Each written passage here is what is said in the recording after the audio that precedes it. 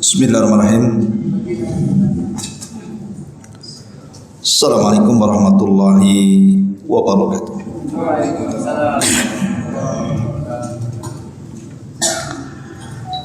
Alhamdulillah. Wassalatu wassalamu ala Rasulillah wa ala alihi wa sahbihi wa mawalah wa la hawla wa la quwwata illa billahi wa ba'd.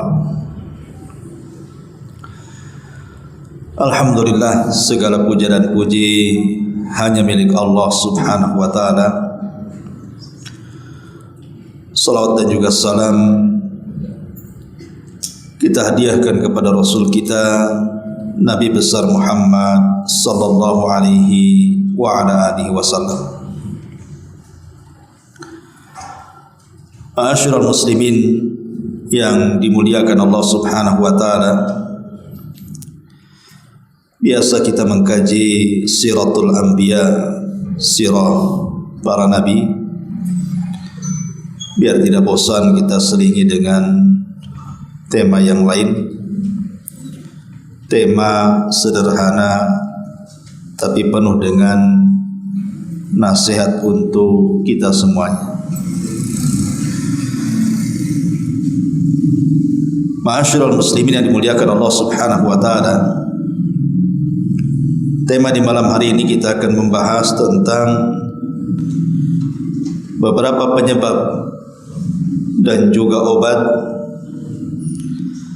dari setiap permasalahan hidup manusia.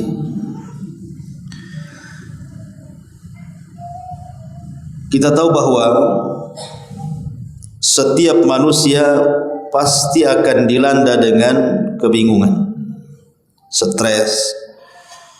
Itu sebuah kepastian. Karena Allah subhanahu wa ta'ala yang mengatakan wa tilkal ayyam nudawiluha bainan nas. Hari-hari itu diputarkan oleh Allah subhanahu wa ta'ala di tengah-tengah manusia. Jangan lagi kita sekelas Nabi sallallahu alaihi wasallam saja hidupnya diputarkan oleh Allah subhanahu wa ta'ala. Terkadang senang, terkadang sedih, terkadang bahagia, terkadang juga gundah gulana. Itulah kehidupan Nabi sallallahu alaihi wasallam. Di permulaan dakwah Nabi sallallahu alaihi wasallam tidak ada satupun manusia yang menghormati Nabi. Itu di permulaan dakwah. Siapa yang menghormati Nabi di permulaan dakwah? Tidak ada. Yang ada justru Nabi sallallahu alaihi wasallam malah diejek. Dikatakan gila, dikatakan tukang sihir, dikatakan tukang tenun, pemecah belah, macam-macam. Tetapi seiringnya waktu, setelah hijrahnya Nabi sallallahu alaihi wasallam dari Mekah ke Madinah dan Islam pun menyebar, maka Nabi sallallahu alaihi wasallam dimuliakan dan dihormati banyak manusia. Berawal dari dihinakan, berakhir dengan dimuliakan. Begitu hidup manusia. Ada yang tadinya hina menjadi mulia, ada pula terbalik yang tadinya mulia menjadi hina. Seperti Abu Lahab, Abu Jahal, itu orang mulia di zaman jahiliyah. Tapi ketika menolak Islam menjadi hina mereka. Ma'asyiral muslimin yang dimuliakan Allah Azza wa Jalla, apa saja penyebab-penyebab seseorang itu menjadi banyak berfikir, melamun, sedih, stres gitu ya? Apa saja penyebabnya dan apa obatnya? Yang pertama, ulama mengatakan biasanya alhammu sababuhu ad-dain. Biasanya orang bingung, orang stres, orang banyak pikiran itu disebabkan banyak hutang. Disebabkan hutang. Dan ini dialami oleh sahabat Rasul, bukan kita saja yang stres tuh ikhwan kalau ada hutang tuh kan. Sahabat Nabi juga sama. ketika mereka punya hutang, hidup mereka susah. Disebutkan dalam sebuah hadis, ketika Nabi SAW satu hari masuk ke dalam masjid. Entah kenapa hari itu Nabi pengen ke masjid, padahal di luar waktu sholat. Ada yang mengatakan di waktu duha. Waktu duha itu orang lagi sibuk-sibuknya bekerja tuh. Jarang orang ke masjid itu. Yang di pasar, yang di kebun, yang di kantor, yang di jalan. Biasanya waktu-waktu duha itu jarang orang ke masjid itu, karena memang bukan waktu sholat. Entah kenapa Nabi SAW digerakkan di waktu duha itu ingin masuk dalam masjid. Rupanya setelah masuk ke dalam masjid, dia mendapatkan seorang laki-laki namanya Abu Umamah radhiyallahu anhu sedang berada di pojok masjid, menengadahkan kedua tangannya ke langit seraya berdoa kepada Allah Azza wa Jalla, dan di raut mukanya penuh dengan kesedihan. Jadi Nabi SAW bertanya, "Ya Aba Umamah, mali araka jalisan fil masjid fi ghairi waqti salat?" Wahai Aba Umamah, ada apa dengan kamu? Kenapa kau duduk di masjid di luar waktu salat? Maka Abi Umamah radhiyallahu anhu mengatakan, "Humumun lazimatni wa duyunun ya Rasulullah." Humumun lazimatni wa duyunun ya Rasulullah. Bingung wahai Rasul, dan banyak hutangku yang menjadikan aku ke masjid. Lihat bagaimana sahabat Abi Umamah ketika banyak masalah larinya kemana? Ke masjid. Kemudian dia melaksanakan solat dan berdoa. Begitu harusnya orang banyak masalah itu lari ke masjid, seperti Abi Umamah Al-Ansari ini. Ini antum banyak masalah lari ke Barelang. Ngapain di Barelang? Mancing. Selesai habis mancing masalahnya. Yang ada makin stres. Sudah stres tak dapat ikan kan? Double lah stresnya tuh. Pulang pula bocor ban, makin stres.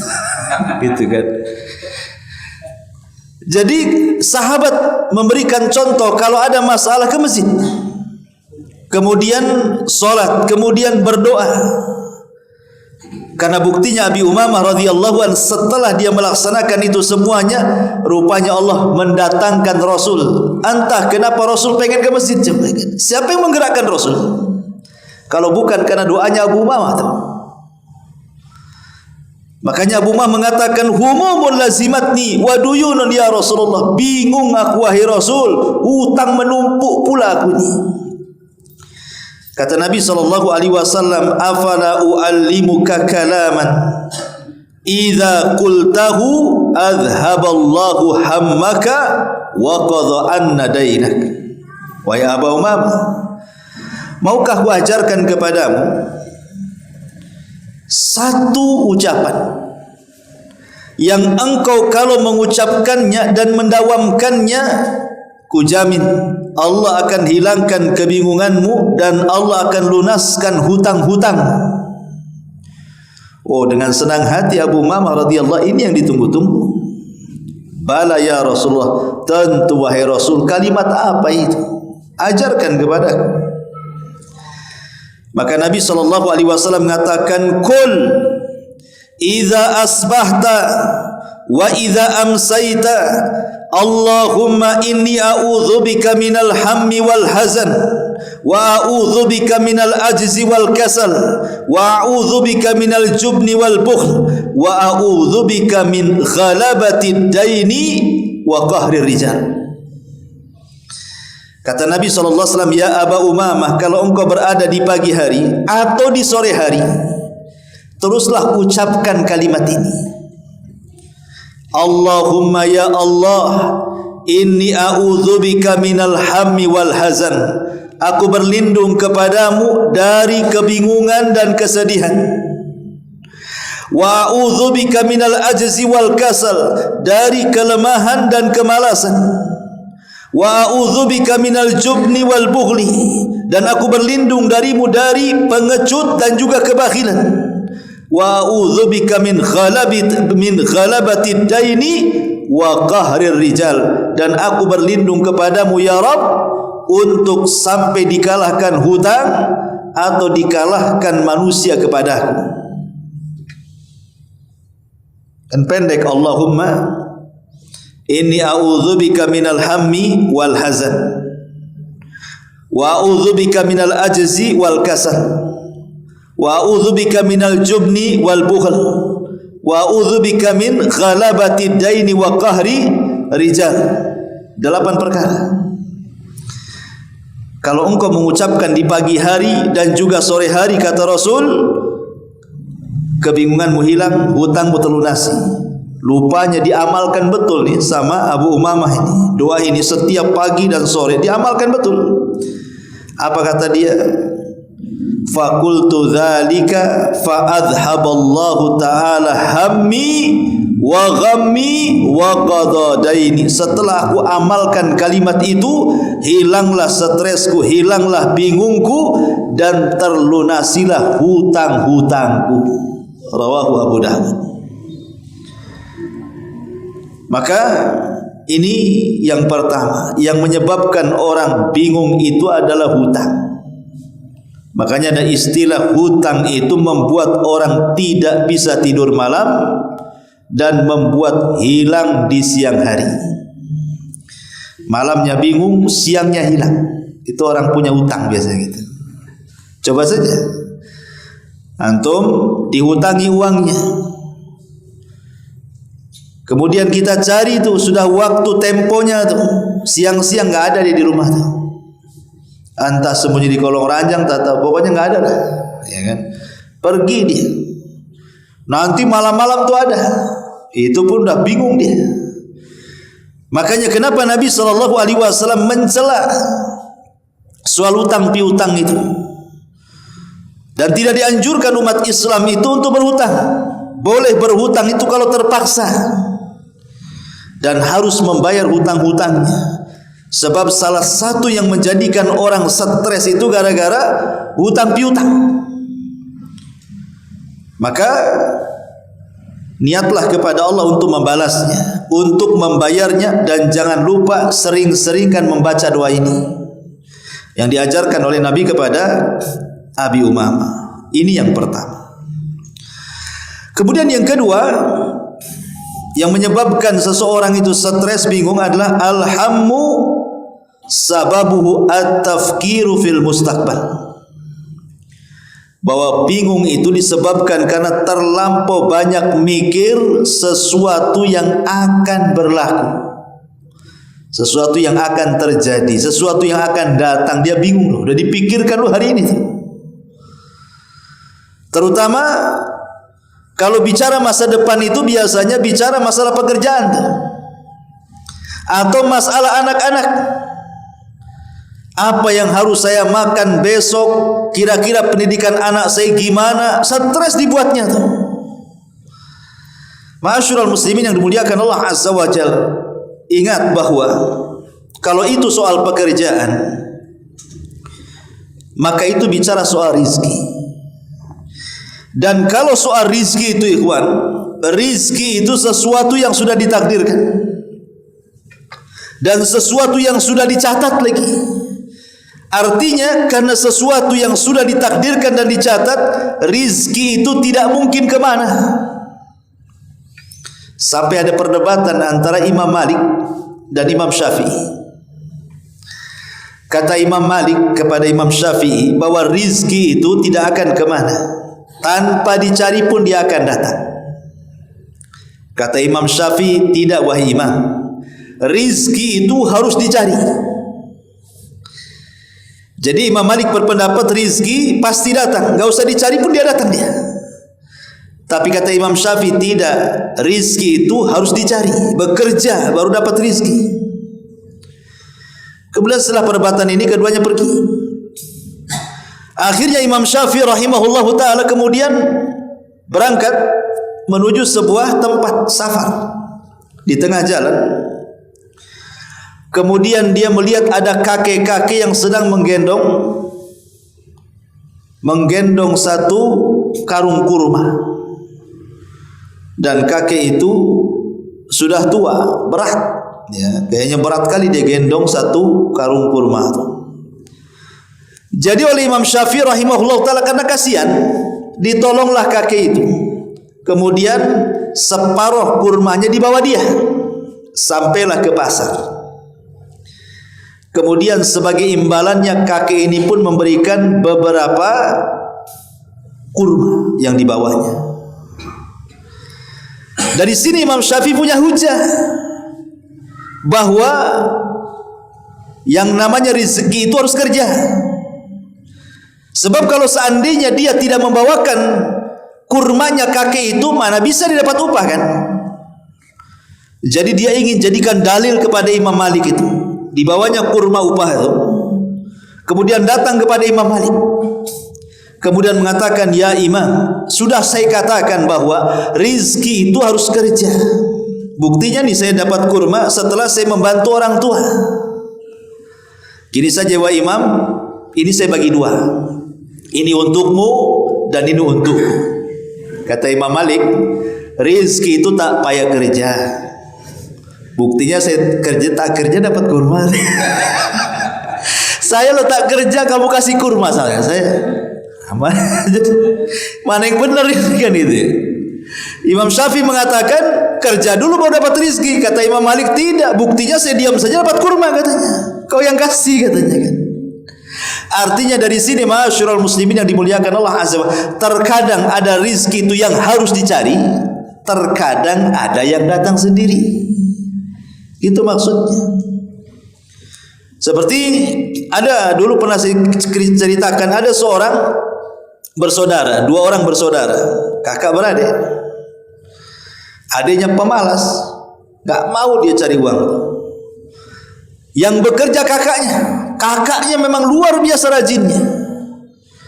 Akhirnya kemudian kakaknya ngomong sama adiknya, kalau engkau ingin makan kerja. Kata adiknya, bukankah rizki Allah itu tak kemana? Dan saya tidak akan diwafatkan oleh Allah kecuali sempurnakan rizkinya. Kemudian kakaknya marah-marah sama adiknya, kemudian pergi. Dasar gila kamu katanya. Tunggu saja kelaparanmu katanya, kalau kau gak kerja katanya. Akhirnya kakaknya berangkat. Di tengah jalan rupanya ada mangga, ada pohon buah-buahan jatuh, kemudian berserak di jalan. Dalam bahasa fikih namanya luqatah. Ya, barang-barang jatuh diambil. Ketika dia melihat makanan itu, dia terpikir dengan adiknya, kasihan juga katanya. Bagaimanapun tuh adiknya tuh. Kemudian balik lagi membawa luqatah itu, membawa buah yang jatuh itu sambil dilempar. Makan ini katanya. Habis itu kau kerja katanya. Apa kata adiknya? Kan sudah aku bilang bahwa rizki Allah itu tak kemana. Buktinya aku tak kerja dapat mangga katanya. Bayangkan. Subhanallah. Artinya bahwa rizki Allah itu pasti ada. Tapi bagaimanapun ya tidak boleh orang itu hanya menyandarkan dengan doa saja. Seorang muslim harus bekerja. Tapi yang ingin saya katakan bahwa rizki Allah lah itu tidak mungkin kemana, karena Allah sudah mentakdirkan setiap manusia itu dengan rizkinya. Lalu kalau seandainya manusia sudah ditakdirkan dengan rizkinya, ngapain anda bingung? Ngapain anda sedih? Sampai ada orang yang bunuh diri gara-gara ekonomi. Mana akalnya? Dibunuhnya dia, dibunuhnya anak-anaknya. Kemudian ditaruhnya surat di situ. Kemudian alasannya apa? Faktor ekonomi. Emangnya yang ngasih makan anakmu itu kamu? Bukan. Yang ngasih makan anak kita itu Allah. Ya, lewat tangan kita. Tapi semua datang dari Allah Subhanahu wa taala. Nahnu narzuqukum wa iyyahum. Kami yang kasih rezeki kalian dan kami yang kasih rezeki anak-anak kalian. Wa ma min dabatin fil ard illa 'ala Allah rizquha. Tidak ada satupun binatang yang melata kecuali rizkinya sudah diatur. dahulu ada seorang ratu di zaman kerajaan Abbasiyah, namanya Ummu Ja'far Zubaidah Al-Abbasiyah, ma'ruf. Zubaidah istri daripada Harun Ar-Rasyid, ya. Jadi Zubaidah ini seorang dermawan, wanita yang sangat dermawan. Jadi adalah orang buta, sama-sama dua orang. Ada dua orang buta, dua-duanya buta. Mendengar bahwa seorang istri raja itu sangat dermawan, akhirnya kemudian kedua-duanya pun ingin, bahasa kitanya ngemis lah ya, ingin meminta sesuatu. Ya karena mereka buta, tidak bisa bekerja. Ya dengan cara meminta-minta itulah caranya. Macam mana caranya orang buta kerja? Gak punya skill. Kecuali kau diajak gitu ya. Akhirnya kemudian dua orang ini datang dan berdiri di pintu siapa? Di pintunya istananya Zubaidah ini, Ummu Ja'far ini. Kemudian dua-duanya berdoa dan dilantangkan doanya. Yang satu mengatakan doanya, Allahumma rzuqni min fadli Ummi Ja'far. Ya Allah, berikan rizki kepadaku atas kemurahan Ummu Ja'far, maksudnya Zubaidah. Dan yang satu mengatakan, Allahumma rzuqni min fadlika ya Rabb. Ya Allah, berikan rizki kepadaku dari kemurahanmu ya Allah. Yang satu berdoa kemurahan Ummi Ja'far, yang satu berdoa kemurahan Allah. Bedanya, doanya beda ya. Jadi doa itu terdengar oleh Zubaidah ini, Ummu Ja'far ini. Doa keduanya. Yang satu berdoa meminta karunia Allah, yang satu meminta karunia Ummu Ja'far. Akhirnya Ummu Ja'far ini membuat siasat. Dengan cara apa? Orang yang berdoa, ya Allah berikan rizki kepadaku atas kemuliaanmu, hanya dikasih 2 dirham. Dikasih uang 2 dirham. Adapun yang satunya yang mengatakan, ya Allah berikan rizki kepadaku atas kemurahan Ummi Ja'far, diberi ayam. Tapi dalam ayam itu diisi 10 dirham. Dia nggak tahu bahwa dalam ayam itu ada 10 dirhamnya tuh. Begitu setiap hari. Kalau dia berteriak, ya Allah berikan rizki atas kemuliaanmu, dikasih 2 dirham. Yang satunya mengatakan, ya Allah berikan rizki atas kemurahan Ummu Ja'far, dikasih ayam. Tapi dalam ayam itu ada uang 10 dirham. Setiap hari sampai 10 kali. Celakanya nih, yang dapat ayam ini tidak tahu dalam ayam ini ada uang 10 dirham. Jadi setiap dapat ayam, dia ngomong sama kawannya yang dapat 2 dirham, belilah ayam saya. 2 dirham saja nggak apa-apa. Akhirnya tiap hari dapat ayam, dijual 2 dirham, dijual 2 dirham. Dia tidak tahu kalau dalam ayam itu ada 10 dirham. Jadi enak tuh yang kawannya itu dapat ayam dapat 10 dirham, yang satunya dapat 2 dirham saja kan gitu ya. Jadi setelah 10 kali marah nih Ummu Ja'far Zubaidah ini dan mengatakan kepada yang dapat ayam itu, kamu ini gimana? Kamu sudah 10 kali loh kesini teriak-teriak, ya Allah berikan rizki kepadaku atas kemurahan Ummu Ja'far. 10 kali kau kesini, tidakkah kurang? Sudah ku kasih ayam, ku kasih pula kau 100 dirham katanya. Bingung pengemis ini. Mana ada 100 dirham katanya. Yang ada kasih ayam saja katanya. Dia tidak tahu kata Ummu Zainab itu, Ummu Ja'far, tidakkah kau tahu fulan bahwa dalam ayam itu ada 10 dirham setiap hari ku kasih di situ. Tapi lihat kawan tidak pernah berteriak-teriak. Dia hanya berdoa, ya Allah berikan rizki diriku. Dia meminta kepada Allah, tapi engkau meminta kepadaku. Lihat hasilnya. Yang minta kepada Allah dapat 10 ekor ayam 100 dirham. Yang satu meminta atas kemurahan Ummu Ja'far dapat 20 dirham saja. Ma'asyiral muslimin yang dimuliakan Allah Azza wa Jalla, dari sini kita tahu bahwa meminta kepada Allah, Allah senang. Tapi meminta kepada manusia, Allah murka. Manusia murka. Makanya kenapa Rasul mengatakan dalam sebuah hadis itu, Allah akan marah jika engkau tidak meminta kepadanya, dan Bani Adam akan marah jika engkau selalu minta kepadanya. Jadi Allah akan marah kalau engkau tidak minta kepadanya, tapi Bani Adam akan marah jikalau engkau selalu meminta kepadanya. Coba saja. Datang ke tetangga, pertama pinjam sendok, pinjam garpu, pinjam pisau, pinjam bawang, dikunci itu rumahnya. Dia lagi. Marah dia kan, padahal itu minta yang remeh kan. Minta garpu, minta garam, itu kan remeh. Tapi kalau hari-hari minta kan, kamu ini siapa? Suami bukan, istri bukan kok. Saya minta-minta saja. Bagus kok lampu merah saja. Jadi orang itu kalau terus diminta-minta marah. Tapi kalau Allah diminta justru senang. Kalau tidak diminta justru marah. Itulah bedanya Allah dengan kita. Bahkan ada satu kisah menarik dari seorang ulama namanya Asam, Hatim al-Asam. Dulu ada ulama salaf namanya Hatim al-Asam. Jadi Hatim al-Asam ini hidup di sebuah tempat bersama keluarga kecilnya. Jadi satu hari dia ada keinginan untuk haji tetapi tak punya bekal. Hatim al-Asam ini pengen haji tapi tak punya bekal. Tapi keinginan hajinya kuat. Sampai satu hari banyaklah di daerahnya itu yang berangkat haji dengan menggunakan kafilah. Jadi dia pengen ikutlah, entah jadi pengawalnya, entah nanti kokinya, pokoknya sekalian haji sampai ke Mekah gitu. Jadi dia pamit dengan keluarganya.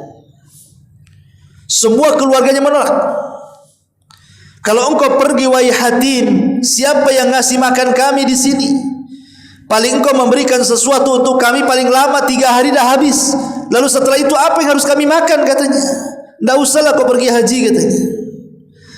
Tapi rupanya ada anaknya yang kecil yang perempuan, anak Hatim al-Asam ini memberi tahu dan mengatakan, kalau saya berbeda dengan yang lainnya. Pergilah wahai Abi, karena yang ngasih rizki bukan kamu, tapi yang ngasih rizki Allah katanya. Pergi saja. Akhirnya kemudian pergilah Hatim al-Asam ini bersama kafilah. Karena tawakalnya luar biasa, Hatim al-Asam ini walaupun dia berangkat gitu saja loh, nggak pakai modal, dia hanya ngikut kafilah orang. Rupanya Allah takdirkan yang pemilik kafilah itu sakit di tengah jalan. Kemudian Hatim al-Asam ini pandai mengobati orang. Diobatilah pemimpin kafilahnya itu sampai sembuh. Akhirnya sama pemimpin kafilah itu dia mengatakan, ya Hatim, karena engkau sudah mengobati penyakitku, maka semua ongkos berangkat dan pergimu ke haji aku yang tanggung katanya. Lihat, rizki Allah. Tawakal. Ya, tapi jangan nekat. Nekat tuh antum naik sepeda dari sini ke Arab. Ngapain? Ya. Ma'asyiral muslimin yang dimuliakan Allah Azza wa Jalla. Lah, kembali ke keluarganya nih. Hatim al-Asam ini sudah jauh pergi sana. Ini sudah lewat 3 hari. Perbekalan makanan di rumah mulai menipis. Mungkin bahasa kita beras dah habis, kulkas dah kosong, uang pula tak punya, cemana mau belanja, apa yang mau dimakan, bingunglah keluarganya. Hatim al-Asam ini. Kecuali yang tenang anak perempuannya. Tapi anak perempuannya mulai disalah-salahkan sama saudaranya. Gara-gara kamu, lihat makan apa kami katanya. Katanya rizki itu dari Allah. Mana katanya. Akhirnya streslah dibuatnya anak perempuan yang tawakal itu. Akhirnya anak perempuan ini berdoa kepada Allah. Lah kebetulan ketika itu ada rombongan Amirul Mukminin lewat di desanya Hatim al-Asam itu. Jadi pemimpin wilayah itu sedang jalan-jalan bersama para pejabat lainnya. Lah kebetulan singgah di desanya Hatim al-Asam itu. Allah takdirkan Amirul Mukminin kehausan karena kehabisan air. Akhirnya kemudian dimintakan minum. Pas pula yang dimintai minum itu rumahnya Hatim Al-Asam. Kemudian ditanya, ini rumah siapa? Ini rumahnya hamba-hamba dari hamba Allah yang saleh, katanya. Namanya Hatim Al-Asam. Kaget Amirul Mukminin, karena nama itu nama kondang, nama yang sangat kondang, seorang alim ulama besar. Ya.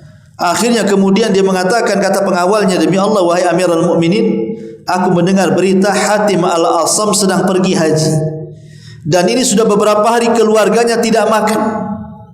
Mendengar seperti itu, kata Amirul Mukminin, demi Allah kita harus menghormati ulama. Dia sedang pergi haji dan keluarganya kelaparan. Kalian para pejabat harus mengeluarkan uang kalian masing-masing, kita sumbangkan kepada Hatim Al-Asam dan keluarganya. Subhanallah.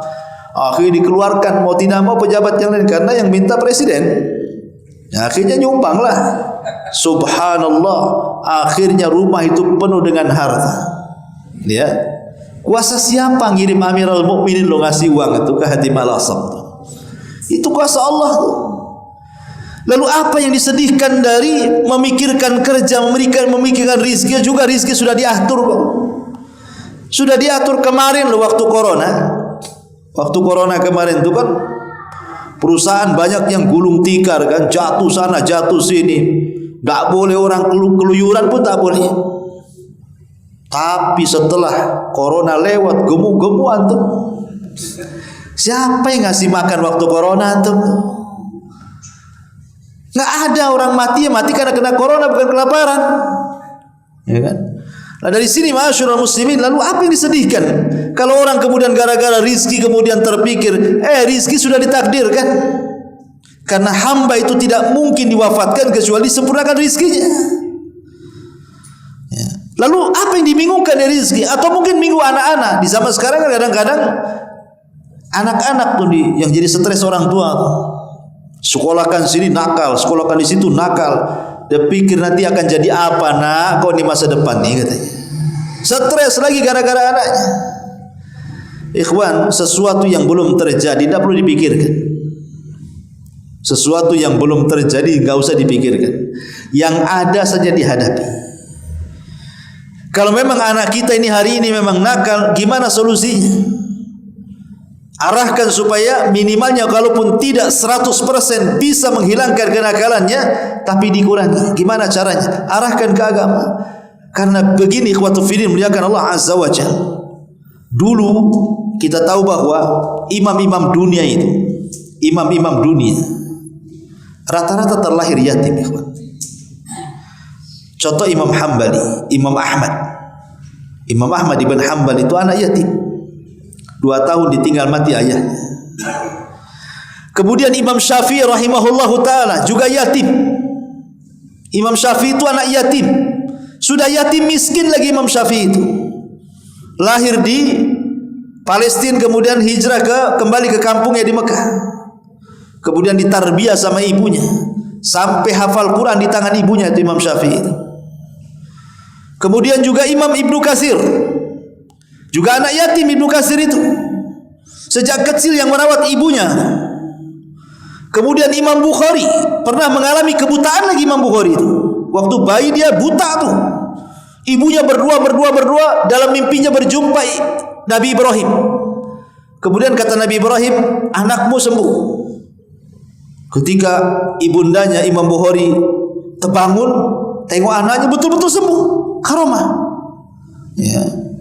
Jadi kalau kita lihat sesuatu yang kita tidak menduga di masa kecil, rupanya ketika sudah besar menjadi ulama-ulama terkenal kan, ulama-ulama dunia kan. Siapa yang tahu Imam Syafi'i kecil akan menjadi Imam Syafi'i besar? Kan tidak tahu. Sebagaimana anak antum nanti akan jadi apa loh juga antum tidak tahu. Dulu saja antum kecil, sekarang antum di sini jadi begini, kan antum tidak tahu kalau jadi begini kan, yang satunya jadi begitu tuh. Kan gitu ya. Oh, rupanya cita-cita anak itu dulu pengen jadi begini, lupa jadi begitu katanya. Kita tidak tahu masa depan kita saja waktu kecil sampai sekarang sudah tua loh, tidak tahu masa depan rupanya jadi seperti ini. Lah anak-anak kita pun sama, kita tidak tahu masa depan mereka seperti apa. Cuman kita berdoa kepada Allah, mudah-mudahan Allah berikan terbaik saja kepada mereka.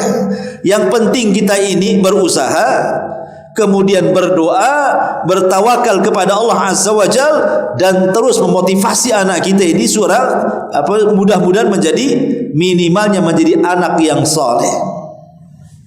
Itulah intinya orang tua, supaya kalau kita sudah mati dia yang mendoakan kita. Nah, ini perkara yang kedua, ikhwan. Ya, ma'asyiral muslimin yang dimuliakan Allah Subhanahu wa taala, yang membuat orang bingung itu adalah biasanya sesuatu yang terkait dengan masa depan. Entah urusan kerja, entah urusan anak, kan begitu. Ataupun yang ketiga, biasanya orang bingung itu, ikhwan, masalah apa lagi? Biasanya masalah dakwah. Dan itu yang biasa dihadapi oleh para duat.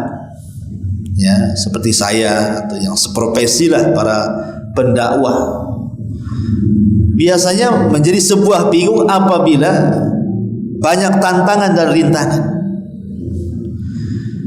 Kita lihat, ya mungkin alhamdulillah saya sih nggak begitu ya mendapatkan rintangan. Tapi kalau dengar kawan-kawan yang di daerah-daerah, di desa-desa, kadang-kadang mereka berdakwah itu sampai di demo, kan itu ya, tantangan mereka itu dicaci, dihina, dicap sesat, macam-macam lah, dituduh macam-macam. Ya, tentu ini tantangan tersendiri dalam berdakwah itu. Tetapi ma'asyiral muslimin yang dimuliakan Allah Azza wa Jalla, seorang dai harus kuat. Antum kalau jadi dai harus kuat. Harus kuat dari omelan orang, harus kuat dari fitnah orang, harus kuat dari ghibah orang, harus kuat dari cacian makian orang. Karena itu konsekuensi dakwah. Nabi saja tidak lepas daripada cacian, makian, hinaan, kan? Maka kita pun akan sama. Siapapun yang membawa apa yang dibawa Rasul pasti akan diuji seperti diujinya Nabi. Tapi tentu ujian Nabi lebih besar dibandingkan ujian kita, tapi ada kemiripan ujiannya. Sebab kalau seandainya berdakwah kok lurus-lurus saja, nggak ada masalah, dipertanyakan dakwahnya, ngapain ini, ngajak apa tuh dakwahnya? Sebab kalau mendakwahkan dakwah yang diajarkan Rasul, mendakwahkan tauhid, mendakwahkan sunnah Rasul, pasti ada tantangan. Tidak mungkin nggak ada tantangan. Pasti ada tantangan. Ya, dan cara menghiburnya adalah lihatlah para nabi dan rasul. Lihat Nabi. Itulah cara menghibur kita. Bagaimana kesabaran Nabi SAW dalam mengemban dakwah. Ini yang ketiga. Yang keempat, biasanya yang membuat bingung itu adalah masalah kematian. Memikirkan kematian, baik kematian kita sendiri atau kematian orang. Biasanya orang stres itu gara-gara mikir mati. Mungkin kalau antum usianya 30 atau 40 tahun ke bawah lah, biasanya belum terpikir memikirkan kematian itu. Biasanya nanti kalau usia antum sudah 60, 70, nah itu mulai terbayang-bayang mati itu. Ya, kalau udah 60, 70 lah, udah kebayang-bayang mati itu. Kalau sekarang nampaknya tuh mau hidup 100 tahun aja tuh. Kan belum, ya kan, masih muda kan. Nanti kalau sudah 60 ke atas, mulai itu. Karena semakin tua itu tingkat emosionalnya semakin tinggi. Ya, menghayalnya itu melampaui batas. Kekhawatiran-kekhawatiran itu akan muncul nanti itu. Jangan salah, antum kalau sudah 60 ke atas itu nanti kekhawatiran macam-macam khawatir. Khawatir nanti kalau sakit anaknya nggak ngerawat, khawatir kalau seandainya nggak makan, khawatir kalau sakit siapa yang ngobati, khawatir kalau pokoknya macam-macam nanti banyak kekhawatiran. Termasuk juga mikir mati. Ya karena Nabi SAW yang mengatakan seperti itu, a'maru ummati baina sittina was sab'in, kan itu ya. Umur usia umatku kata Rasul berkisar 60 sampai 70 tahun saja. Makanya usia-usia seperti ini terkadang dihayalkan kematian. Karena kata Rasul, usia umatku berkisar 60 sampai 70 tahun. Sedikit yang melewati itu. Kasihan juga kalau sampai usianya 90 100 tahun itu, kasihan saya lihat. Susah dapat kawan tuh. sendiri hidupnya kan, karena sebaya dia nggak ada. Kalau ada orang usia 100 tahun kan nggak ada kawannya, kawan sama siapa? Seandainya minta perkawanan di Facebook pun tak mau, udah 100 tahun.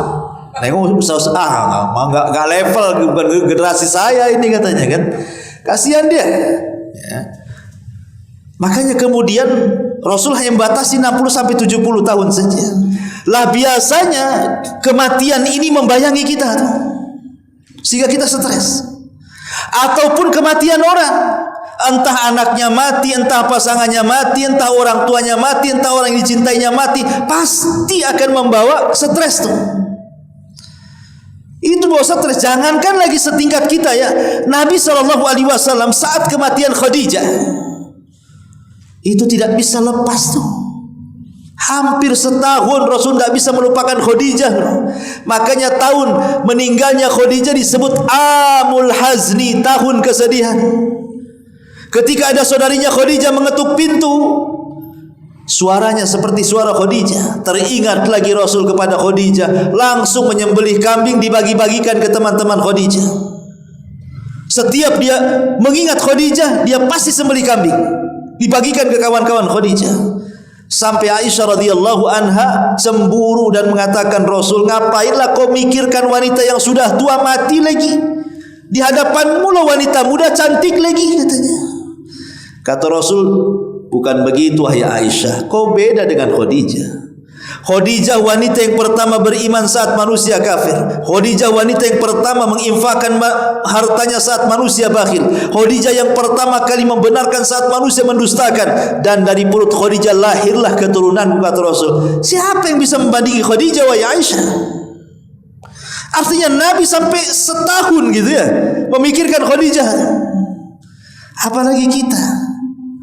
Tetapi bukan berarti kita salah memikirkan atau sedih dengan kematian orang. Yang tidak boleh itu kalau berlarut-larut sampai kepada niyahah. Itu tak boleh kalau niyahah. Meraung-raung, menyobek-nyobek pakaian, guling-guling, cukur rambut, gak mau dandan, bawaannya stres, akhirnya stres betul gitu kan. Kan banyak orang yang kayak gitu tuh. Makanya Nabi SAW itu satu hari menasihati ada seorang wanita. Wanita ini baru kemalangan, meninggal anak perempuannya. Di kuburan aja wanita ini tidak mau pulang lagi. Kalau boleh mau mati sama anaknya. Sedih, menangis. Rasul lewat dan mengatakan, ya ibu, bertakwalah kau kepada Allah. Suruh pulang. Tapi ibu ini enggak memandang. Tetap aja dia ke kuburan, memandang kuburan anaknya. Malah kemudian menyaut dengan sesuatu yang tidak enak. Iya kau ngomong begitu karena musibah tidak kena kamu. Coba kalau musibah kena kamu, kau nggak mungkin ngomong gitu, katanya. Wanita ini tidak melirik sama sekali. Rasul ya hanya menasihati, pergilah Rasul, pulang. Datang sahabat ngomong sama ibu itu, bu, tadi tahu nggak yang ngomong siapa? Itu Nabi loh yang ngomong. Kok lancang kamu menjawab seperti itu? Itu Nabi ya? Iya Nabi. Langsung dia bangkit. Kemudian dia lari mengejar sampai ke rumah Nabi. Dan rupanya Nabi itu kalau rumahnya tidak ada bawaba. Rumah Nabi itu tidak ada bawaba, itu maksudnya tidak ada satpam, tidak ada security. Belum rumah Nabi itu, tidak ada security-nya. Sehingga wanita ini bisa masuk menerobos ke pintu Rasulullah dan mengatakan, meminta maaf kepada Rasulullah, samihna ya Rasulullah, maafkan kami wahai Rasul.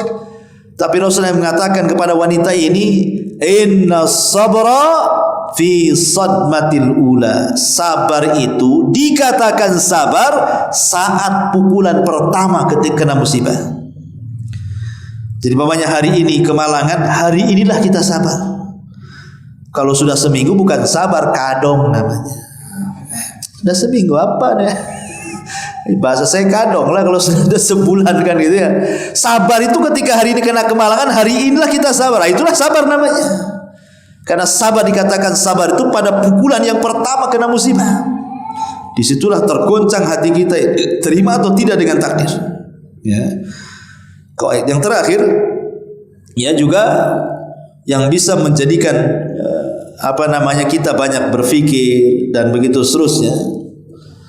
Ya adalah sebabnya Mungkin bagi orang-orang yang sudah tua gitu ya, disebabkan karena penyakit. Umumnya orang stres itu, dan yang banyak disebabkan gara-gara penyakit yang ada di badan. Mungkin stroke, akhirnya terbaring, ya kan? Mungkin kena gula, akhirnya luka tidak sembuh-sembuh. Mungkin kolesterol, asam urat, macam-macam penyakit itu. Kalau orang itu tidak punya iman, ikhwan, lihat, kebanyakan mereka putus asa. Padahal penyakit badan itu berbeda dengan penyakit hati. Kalau kita bisa sabar menghadapi penyakit badan, habis dosa kita, tinggi derajat kita, dan Allah hadiahkan pahala kita. Tapi kalau penyakit hati, jangan dirawat, makin banyak dosa. Hasad dirawat, ngapain hasad dirawat? Ya kan, dendam dirawat. Ya, apalagi ya, dendam, kemudian marah dirawat, dengki dirawat, makin banyak dosanya. Jadi kalau semakin lama penyakit bersarang di hati, semakin banyak dosanya. Tapi penyakit semakin lama bersarang di badan, makin hilang dosanya. Itulah bedanya. Ya. Kalau makin lama penyakit di badan, makin hilang dosa kita. Kalau sabar. Ya, kalau sabar. Karena rata-rata kalau nggak ada iman nggak sabar biasanya kan itu. Tapi kalau penyakit hati lama-lama di hati, banyak dosa kita. Artinya bahwa kalau kita diuji dengan penyakit, dan semua orang pasti terkena penyakit, cuman ada yang belum waktunya saja. Nanti antum-antum yang muda-muda itu akan merasakan itu. Allah kurangi nikmat kita itu pasti ada waktunya. Allah sedikit-sedikit kurangi nikmatnya itu. Kalau sekarang yang muda-muda itu oke lah, masih sempurna lah, 99% itu masih semua bisa dimakan. Mau jengkol mentah, jengkol matang, jengkol masak, jengkol rebus, jengkol bakar, semua bisa. Ya kan? Nanti udah tua tidak bisa. Yang bakar kolesterol, minyak-minyak kan itu. Yang rebus memang tak ada kolesterol, gula pula naik katanya. Pokoknya serba salah nanti ini. Yang dibakar salah, yang direbus salah. Ya, semua serba salah. Nanti ada waktunya antum serba salah makan. Artinya bahwa sedikit demi sedikit itu nikmat Allah pasti dikurang tuh. Karena nikmat Allah itu awalnya, kemudian dari awal sedikit, kemudian banyak sampai pada puncaknya. Tapi setelah pada puncaknya Allah kurang sehingga sebagaimana awalnya. Begitulah manusia. Ada awal, ada tengah, ada akhir. Dan akhir akan sama dengan awalnya. Makanya lihat orang tua itu kurang lebih dengan bayi. Kalau bayi kita rawat masih lucu. Orang tua dirawat jengkeli, ya kan? Nah, tapi memang harus sabar. Justru disitulah pahalanya. Ya. Kalau anak kecil, kita punya anak kecil nih dirawat, dia sakit, pengen hidup, jangan sampai mati. Kalau orang tua nih sakit, kapan matinya ini gitu. Kan gitu ya. Itulah bedanya kita merawat anak bayi dengan orang tua tuh. Tapi nanti akan ada masa-masanya seperti itu. Itu yang dikhawatirkan orang sudah tua ini. Kalau saya sakit cemana. Jadi apa tidak positif cara berpikirnya itu, negatif sama cucu-cucunya, sama anak-anaknya itu. Ya kayaknya mau atau mati aja kayaknya di orangnya. Karena orang tua itu sensitifnya luar biasa. Dan itulah anak harus sabar. Makanya pentingnya kita mendidik anak yang soleh dan soleh itu supaya ketika kita sudah tua, mereka paham tanpa harus diminta. Karena sehebat apapun anak itu berbuat baik kepada orang tua, tidak mungkin sebanding berbuat baiknya orang tua kepada kita. Nggak akan ada ceritanya. Makanya di zaman dulu, di zaman Umar bin Khattab radhiyallahu anhu mengatakan, "Ya Amirul Mukminin, saya sudah persis seperti orang tuaku berbuat baik kepadaku. Dulu orang tuaku yang menceboki aku, sekarang aku yang menceboki dia. Dulu orang tuaku yang menyuapi aku dan memberikan minum kepadaku, aku sekarang yang meminumi dan menyuapinya. Pokoknya apapun yang dilakukan orang tua, kulakukan. Cukupkah wahai Amirul Mukminin?" Kata Umar, tidak. Tidak. Karena orang tuamu ketika merawat dirimu diharapkan kehidupan, tapi engkau merawat orang tuamu diharapkan kematiannya. Kan gitu. Coba kan antum nih, pamannya nih, orang tua sakit, antum sudah berusaha masukkan rumah sakit mana di sini, antum harus jual mobil, jual rumah, jual tanah, ujung-ujungnya mati juga. Apa kata antum itu? Memang sudah waktunya. Kan gitu ya. Mau diapakan lagi? Udah waktu, udah tua juga. Kan gitu ya. Tapi kalau antum punya bayi, antum usahakan disembuhkan itu, kemudian meninggal, rasanya itu sedihnya nggak ada. Nah kalau bagus aku aja yang mati. Itu kalau bayi itu. Ya. Tapi kata-kata itu nggak ada sama orang tua. Ya, nggak ada yang mengatakan Pak, aku aja yang mati, nggak ada. Itu sudah waktunya katanya. Memang udah waktunya meninggal, mau diapakan lagi katanya. Udah tua juga. Ya. Kasihan juga kalau hidup katanya. Masih kasihan kalau hidup, dibayangkan. Itu kan lebih baik mati namanya. Ada orang yang bahasanya kok kayak gitu ya. Jadi intinya bahwa lah kematian ini sesuatu yang dipikirkan. Tetapi kalau kita melihat manusia terbaik Nabi SAW itu juga ditimpa dengan ujian kematian. Saat di perut ibunya dia sudah yatim, meninggal ayahnya. Belum lagi brojol ke bumi, dia sudah yatim. Kemudian brojol ke bumi, baru usianya 6 bulan, 6 tahun, meninggal pula Aminah ibunya, yatim piatu. Baru dia mendapatkan rawatan kakeknya Abdul Muthalib 2 tahun, meninggal lagi lah kakeknya. Bayangkan. Kemudian berpindah kepada Abu Thalib, hidupnya susah. Akhirnya kemudian setelah lama-lama dia pun dapatlah kesenangan menikah dengan Khadijah. Khadijah meninggal pula setelah Hasr, pemboikotan tuh. Kemudian anak-anaknya baru punya anak Abdullah, Qasim dulu belum usia genap setahun dan meninggal. Kemudian Khadijah hamil lagi, punya anak Abdullah, itu setelah diangkat jadi nabi itu meninggal lagi. Kemudian punya anak laki-laki lagi Ibrahim, tapi dari Maria Kiptiah, meninggal lagi.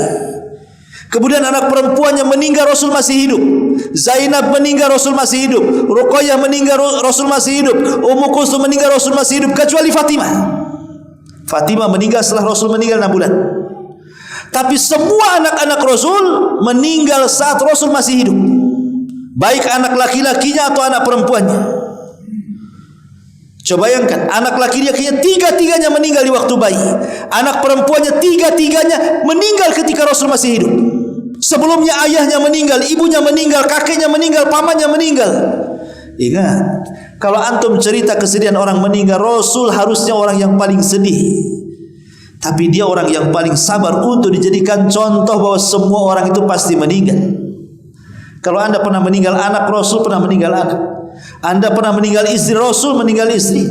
Anda pernah meninggal orang tua, Rasul meninggal Rasul. Apalagi alasan kita ya. Tetapi yang paling sedih bagi Rasul itu adalah 2 kematian. Pertama Khadijah, yang kedua Ibrahim, putra beliau. Sampai-sampai dia menangis 3 hari Rasul itu karena kematian Ibrahim. 3 hari menangis. Ketika Abdurrahman ibn Auf bertanya, ya Rasul, kenapa kau menangis? Bukankah kau yang melarang tidak boleh meratap? Kata Rasul kepada Abdurrahman ibn Auf, ya Abdurrahman, ini bukan ratapan, ini tangisan rahmat, tangisan kasih sayang orang tua kepada anak. Wajar saya menangis karena beratnya saya berpisah dengan Ibrahim, maksudnya putra Maria Al-Qibtiyah. Wallahu a'lam bishawab. Ikhwatu fillah, muliakan Allah Subhanahu wa taala, mudah-mudahan ada manfaatnya. Ini nasihat saja. Tutup dengan doa kafaratul majlis. Subhanaka wa bihamdika asyhadu an la ilaha illa anta astaghfiruka wa atubu ilaik. Allahu ta'ala. Assalamualaikum warahmatullahi wabarakatuh.